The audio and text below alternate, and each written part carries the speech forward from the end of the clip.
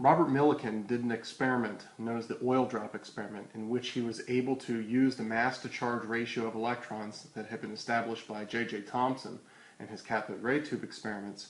He was able to use his oil drop experiment to help determine what the charge on a single electron would be, and thus be able to then calculate the mass of a single electron using that charge to mass ratio. In this activity, you're going to do something similar to that. You will each working group will have a kit that will come in a bag like this. In that kit, you will have two weighing dishes, a large one and a smaller one. You'll have several magnet strip pieces, and you'll have a number of copper-coated BBs, as well as a set of plastic forceps. All right.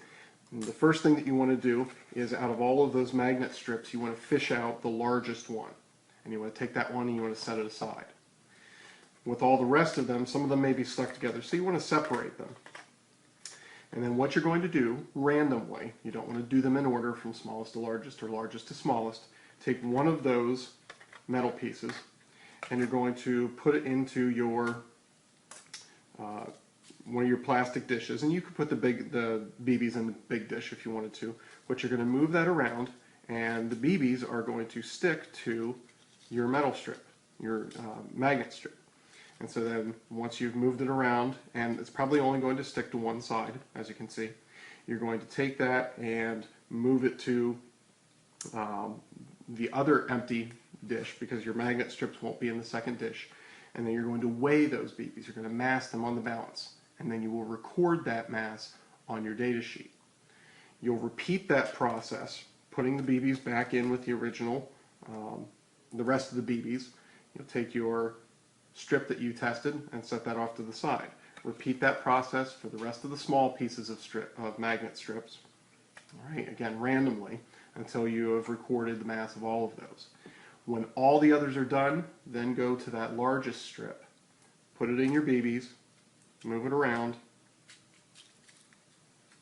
and do the same process. Isolate those BBs in the other weighing dish, but this time after you mass it, do not put them back in with the rest. Eventually you will need to count those so that you can double check your estimation.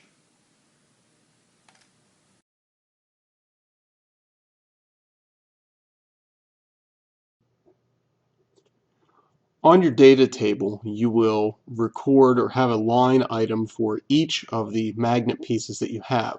And in your set that you have, you may have anywhere between, you should have between 10 and 15 magnet pieces.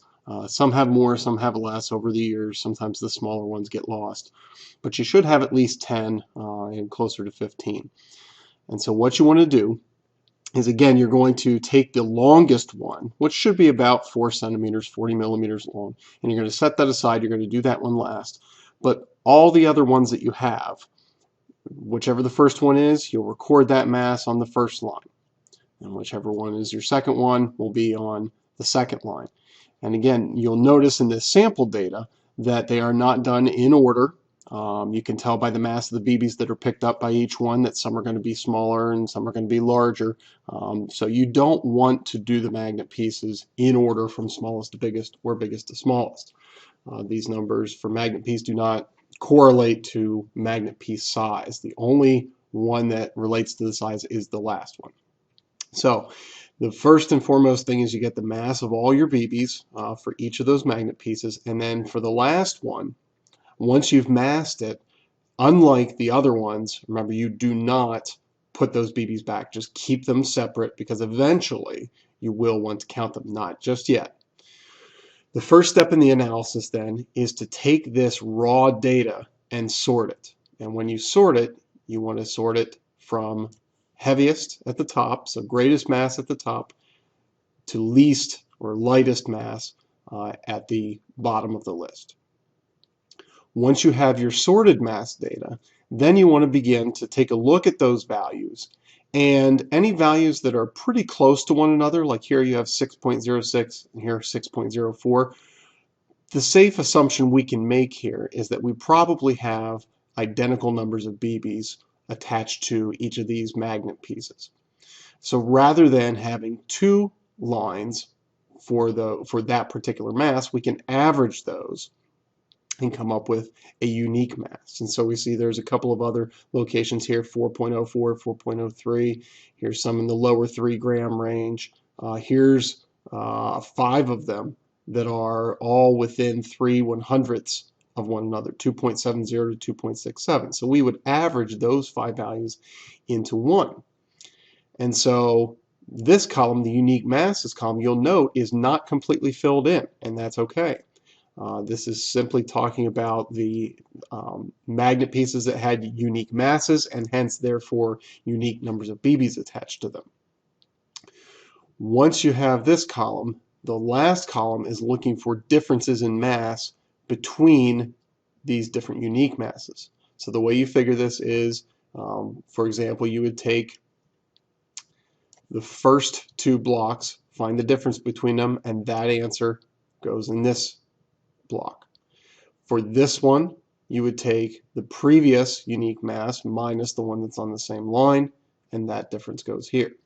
And you just work your way down through your unique masses column, getting those differences in masses. Once you have those values, then you can look at the analysis questions, and they will guide you through the process of determining what is this average, and also doing some of the other analytical work, working with the BBs and trying to see the parallel to what Millikan did in determining the charge on an electron.